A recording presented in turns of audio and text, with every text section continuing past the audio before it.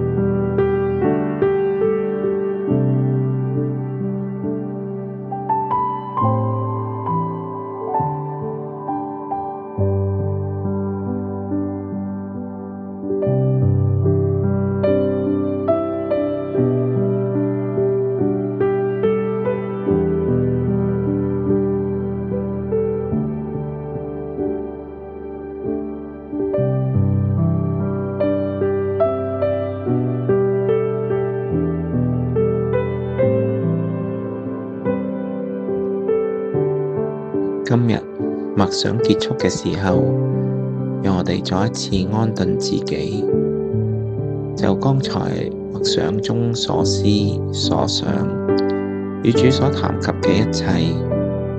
此刻，上主呼喚你嘅名字，問你要什麼？你會點樣回應呢？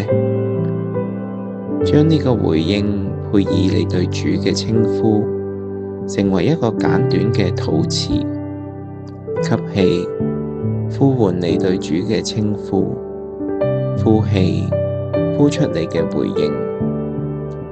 如果你冇特別想起任何嘅禱詞，可以參考以下顯示嘅內容，慢慢順住呼吸，重複輕聲誦念你嘅禱詞，直到你聽到提示嘅鐘聲。